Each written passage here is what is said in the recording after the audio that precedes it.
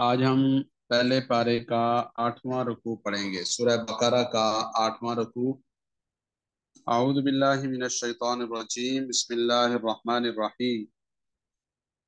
ان الذین آمنوا والذین ہادوا والنصارى والصابئین من آمن باللہ والیوم الآخر، بے شک وہ لوگ جو ایمان لائے، والذین ہادوا جو یہودی ہوئے، والنصارى جو نصرانی ہوئے، والصابئین اور جو صابی ہیں، من آمن باللہ والیوم الآخر جو اللہ پر ایمان لائے اور آخرت کے دن پر ایمان لائے، وعمل صالحا اور انہوں نے نیک اعمال کیے، فلہم اجرہم عند ربہم تو بس ان کے لیے ان کا اجر ہے ان کے رب کے پاس، ولا خوف علیہم ولا هم یحزنون نہ ان پر کوئی خوف ہوگا، ولا هم یحزنون اور نہ وہ کسی غم میں مبتلا ہوں گے۔ یہاں پر ایمان والے یہودی اور نصرانی تو واضح ہیں، صحابی کون لوگ تھے تو اس کے بارے میں مختلف قسم کی روایات مفسرین کرام سے ملتی ہیں۔ بعض حضرات نے فرمایا کہ جو ستارہ پرست ہوتے ہیں ان کے لیے صحابی کی اصطلاح استعمال ہوئی، بعض حضرات نے کہا کہ جو آتش پرست ہیں ان کے لیے صحابی کی اصطلاح استعمال ہوئی، اور بعض نے کہا کہ یہ ایک خاص قسم کے یعنی مختلف جو ادیان تھے، یہودیت اور نصرانیت، ان میں سے مختلف چیزیں نکال کر انہوں نے ایک اپنا ملغوبہ تیار کر کے اس کے اوپر عمل کرنے والے تھے۔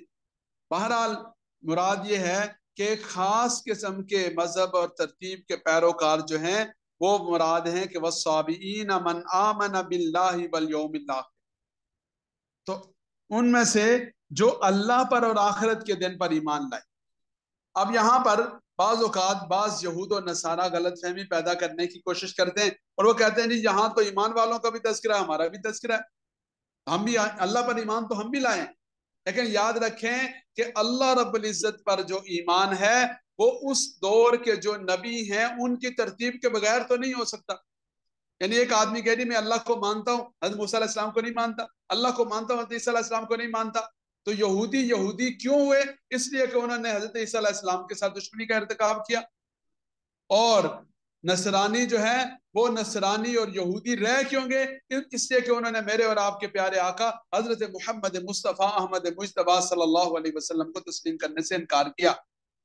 تو اللہ پر ایمان کا تقاضا ہے حضرت محمد صلی اللہ علیہ وسلم پر ایمان، اللہ رب العزت پر ایمان مکمل ہو ہی نہیں سکتا رسول اللہ صلی اللہ علیہ وسلم کے اوپر ایمان لانے کے بغیر، اور آپ صلی اللہ علیہ وسلم کی ختم نبوت کے اعتراف کے بغیر اللہ رب العزت پر ایمان لانا مکمل ہی نہیں ہو سکتا۔ اس لیے اس بات کو تمام حضرات اچھے طریقے سے ذہن نشین فرما لیجئے کہ ایمان یہ ایک عنوان ہے، اور اس عنوان کے اندر ساری کی ساری چیزیں شامل ہیں کہ جو ایمان کے لوازمات ہیں اور اس کے تقاضے ہیں، اور اس میں رسول اللہ صلی اللہ علیہ وسلم پر ایمان لانا اور آپ صلی اللہ علیہ وسلم کو اللہ رب العزت کا آخری نبی ماننا یہ ضروری ہے۔ ورنہ تو عبداللہ بن سلام تھے اور جتنے لوگ تھے انہیں یہ کہا جاتا ٹھیک ہے جی آپ یہودی رہیں، اور یہودیوں کے خلاف جو جنگیں ہوئی، جو مارکے ہوئے، جو ساری محنت ہوئی، پھر تو علیہ باللہ یہ ساری کی ساری رائے کہاں چلی جائے گی؟ اس لیے یہ والی بات اچھی طرح سے ذہن نشین رہنی چاہیے۔ ان الذین آمنوا بے شک وہ لوگ جو ایمان لائے، والذین ہادوا جو یہودی ہوئے، والنصارى اور جو نصرانی، والصابئین اور جو صابی ہیں، من آمن باللہ والیوم الآخر جو اللہ پر اور آخرت کے دن پر ایمان لائے، وعمل صالحا اور پھر اس کے بعد انہوں نے نیک اعمال کیے، فلہم اجرہم عند ربہم ان کے لیے ان کے رب کے پاس اجر۔ تو جب یہودیت کا عہد تھا، جو یہودی ہوئے اور یہ ان چیزوں پر عمل کیا، حضرت عیسیٰ علیہ السلام کا دور تھا، اور پھر میرے اور آپ کے آقا صلی اللہ علیہ وسلم کا جو دور آیا تو ایمان کو اور اس کو پورے تقاضوں کے ساتھ اس کو لائے اور اس پر عمل پیرا ہونے کا اہتمام کیا، ان کے لیے رب ذوالجلال کی بارگاہ میں اجر ہے۔ ولا خوف علیہم ولا هم یحزنون نہ ان کے لیے خوف ہوگا اور نہ ان کے لیے کسی قسم کا کوئی غم ہو، نہ مستقبل کے بارے میں کوئی اندیشہ اور نہ ماضی کے بارے میں کوئی ندامت۔ وَإِذْ أَخَذْنَا مِيثَاقَكُمْ وَرَفَعْنَا فَوْقَكُمُ الطُّورَ اور جب ہم نے میثاقکم تم سے پختہ عہد لیا، وَرَفَعْنَا فَوْقَكُمُ الطُّورَ اور ہم نے طور پہاڑ کو تمہارے اوپر بلند کیا۔ یہ کیا ہوا؟ اللہ رب العزت کی طرف سے حضرت موسیٰ علیہ السلام کی قوم کے جو 70 لوگ تھے، بڑے ان کے جو بزرگ تھے، رؤساء تھے، ان کو جمع کیا گیا اور انہیں اللہ رب العزت کی بارگاہ میں حاضری کا حکم دیا گیا۔ وہ کوہ طور پر حضرت موسیٰ علیہ السلام کے ساتھ چلے گئے اور واپس آ کر انہوں نے حضرت موسیٰ علیہ السلام کے بارے میں اس بات کی تو تصدیق کی کہ اللہ کی طرف سے جو ان کو نبوت عطا ہوئی اور تورات عطا ہوئی اور اس پر عمل کرنے کا اہتمام، وہ ساری باتوں کو مان لیا، لیکن ایک تھوڑا سا بیچ میں تڑکا لگا دیا، ٹانکا اپنا لگا دیا، اور وہ کیا کہ اللہ تعالیٰ نے کہا کہ تورات پر عمل کرنا ہے اور جتنا تم کر سکو اتنا کرنا ہے، جو نہ کر سکو تو خیر ہے۔ اب وہ کرتے کیا تھے کہ جب بھی کوئی ایسا عمل کہ جو تھوڑا سا انہیں اپنے مزاج سے ذرا مشکل لگتا تو کہتے یہ ان میں شامل ہے کہ اس پر عمل کرنا نہیں۔ جیسے ہمارے آپ نے دیکھا ہوگا نا، بہت سارے لوگ ایسے آگے، بلکہ اب تو بعض ایسے لوگ ہیں کہ جنہوں نے باقاعدہ اپنے گروہ بنا لیے، جتھے بنا لیے، جیسے یہ مرزا جلمی ہے، گامدی صاحب ہیں، اور کئی لوگ ہیں، انہوں نے کیا کر لیا کہ ہر وہ چیز کے جو لوگوں کے مزاج سے ذرا مشکل لگتی ہے اس کو آسان کرنا شروع کر دیا۔ لوگ کہتے ہیں نہیں، لوگ مولوی کی بات نہیں سنتے اور گامدی صاحب کی بات سنتے ہیں، مرزا جلمی کی بات سنتے ہیں۔ کوئی مولوی بھی آج سے دین کے اندر کٹ لگانا شروع کر دے، اور جیسے گامدی صاحب نے کہا جی تراویح نہیں ہے، موسیقی جائز ہے، چہرے کا پردہ نہیں ہے، فلاں ہے فلاں ہے، تو جو چیزیں لوگ سننا چاہتے ہیں تو لوگوں کے سننے والی باتیں آپ کرنا شروع کر دیں تو پھر تو سارے اس کے ساتھ۔ تو یہ وہی بات ہے کہ جو کسی آدمی نے کہا جی شعر بنا دیں، میرے ہاتھ میں نا پرانے زمانے جو آج کل ٹیٹو بنتے ہیں، اس وقت شعر بنتے تھے، تو جب اس نے سوئی چبوئی تو کہنے لگا یہ کیا بنانے لگے ہیں؟ اس نے کہا شعر کی دم بنانے لگا ہوں۔ کہا بھائی دم کے بغیر بھی تو شعر ہوتا ہے، دم کے بغیر بنا دو۔ پھر دوسری جگہ سوئی چبوئی، کیا بنانے لگے ہو؟ کہ یہ شعر کا میں کان بنانے لگا ہوں۔ کہا کان کے بغیر بنا دو۔ تو ہماری جس جگہ پر دین کے کسی حکم کی وجہ سے ہماری طبیعت اور ہمارے مزاج پر زد پڑتی ہے، ہم کہتے ہیں اس کے بغیر ہی دین ہونا چاہیے، تو اس کے بغیر دین نہیں ہوگا۔ دین کس کا نام ہے؟ اللہ کے حکم کا نام ہے اور رسول اللہ صلی اللہ علیہ وسلم کے طریقے کا نام۔ تو فرمایا کہ وَإِذْ أَخَذْنَا مِيثَاقَكُمْ وَرَفَعْنَا فَوْقَكُمُ الطُّورَ، ہم نے تم سے پختہ عہد لیا اور تمہارے اوپر طور پہاڑ کو بلند کیا۔ تو انہوں نے کیا کیا؟ جب اس بات کا انکار کر دیا تو اللہ رب العزت نے دو طرح کی روایات ہیں، بعض مفسرین کرام نے لکھا ہے کہ طور پہاڑ کو لا کر ان کے اوپر معلق کیا اور کہا کہ اب تمہارے اوپر یہ گرنے لگا، تو انہوں نے کہا جی توبہ استغفار، ہم نے جو کچھ کہا ایسے ہی کہا، اب آئندہ کے لیے ہم ایسی غلطی نہیں کریں گے، سیدھے ہو گئے۔ اور بعد نے لکھا کہ ایسا نہیں تھا کہ الگ سے لا کر معلق کیا گیا، بلکہ جیسے آپ نے دیکھا کہ سلائڈنگ شروع ہو جاتی ہے نا، آج کل بہت سارے علاقوں میں سلائڈنگ ہے، تو پورے علاقے یہ لگتا ہے کہ بھائی یہ تو سارے کے سارے اس کے نیچے آ جائیں گے، یا زلزلہ آتا ہے یا ایسا کوئی موقع آتا ہے، تو ایسی کوئی کیفیت ہو گئی کہ جس کیفیت اس کیفیت میں انہوں نے توبہ استغفار کیا اور اللہ رب العزت نے پھر وہ عذاب ان کے اوپر سے ٹال دیا۔ خذوا ما آتیناکم بقوة واذکروا ما فیہ لعلکم تتقون، خذو پکڑ لو، ما آتیناکم جو ہم نے تمہیں دیا، بقوة اس کو مضبوطی سے پکڑو، واذکروا ما فیہ لعلکم تتقون اور جو کچھ اس میں لکھا ہوا ہے اس کو یاد رکھو، لعلکم تتقون تاکہ تم متقی اور پرہیزگار ہو جاؤ۔ ثم تولیتم من بعد ذلک، پھر تم نے اعراض کیا، دوبارہ سے تم پھر گئے، تولیتم کا معنی مکر گئے، پھر گئے، من بعد ذلک اس کے بعد، فلولا فضل اللہ علیکم ورحمتہ لکنتم من الخاسرین، اس وقت تو مان لیا کہ جی ٹھیک ہے، لیکن بعد میں پھر وہی طرز عمل، پھر وہی گڑبڑ شروع کر دی۔ فرمایا کہ اگر اللہ رب العزت کی رحمت اور اس کی مہربانی نہ ہوتی لکنتم من الخاسرین، تو تم لوگ خسارہ پانے والے ہو جاتے۔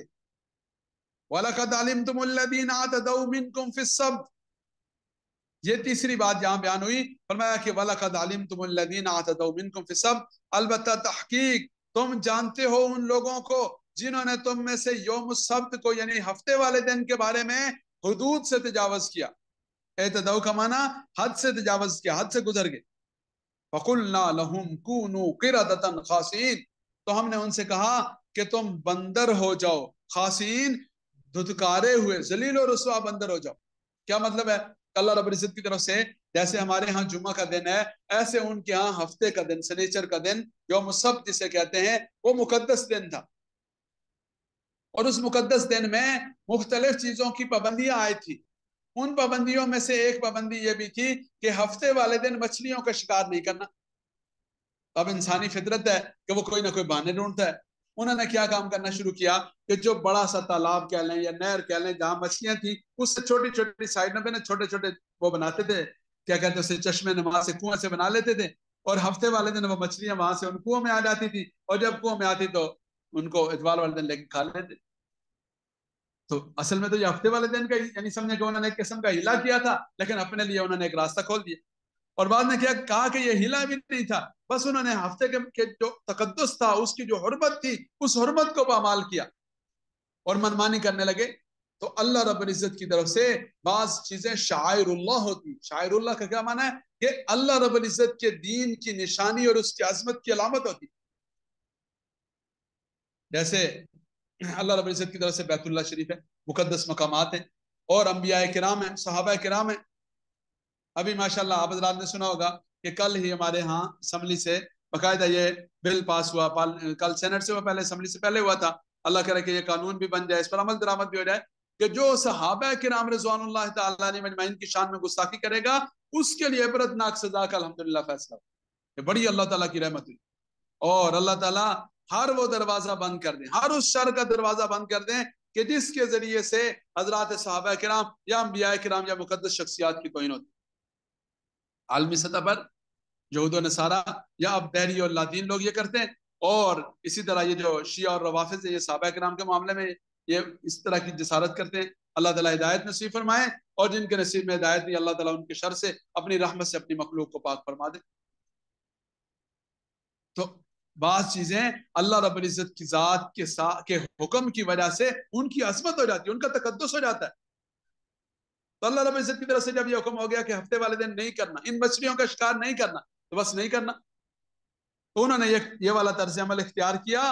تو اللہ رب العزت کی طرف سے کیا فرمایا؟ کونوا قردۃ خاسئین، تم بندر ہو جاؤ. خاسئین دھتکارے ہوئے، ذلیل و رسوا بندر ہو جاؤ. اور یہاں یہ والی بات بھی سمجھ لیں کہ ہمارے ہاں بھی اب بعض لوگوں نے کیا کر لیا، سود کا نام رکھ لیا کہ جی یہ پرافٹ ہے اور پتہ نہیں کیا کیا ہے، اور اسی طرح مختلف چیزوں کے نام اپنی طرف سے، رشوت کا نام نذرانہ، اور مختلف چیزوں کا عنوان بدل کے. تو یاد رکھیں کہ یہ عنوان بدل کے یا ایسا ہیلا کر کے کوئی ناجائز چیز اور حرام چیز کو حلال نہیں کیا جا سکتا. اور دین کے اندر یہ جو نرمی سے مراد اتنی نرمی ہے جتنی اللہ نے دی. اللہ کی نرمی اور حدود کو کراس کر کے پھر دین میں کوئی اور نرمی نہیں ہے. وَجَعَلْنَاهَا نَكَالًا لِمَا بَيْنَ يَدَيْهَا وَمَا خَلْفَهَا وَمَوْعِظَةً لِلْمُتَّقِينَ. ہم نے اس واقعے کو ان کے لیے سزا بنا دیا، ان کے لیے بھی اور ان کے بعد آنے والوں کے لیے بھی سزا اور عبرت بنایا. وَمَوْعِظَةً لِلْمُتَّقِينَ، اور ڈرنے والوں کے لیے ہم نے اس کو نصیحت کا سامان بنا دیا. اس کے بعد جو آگے جو گائے والا قصہ ہے وہ آج نہیں پڑھتے، آج آدھا رکوع کافی ہے انشاءاللہ.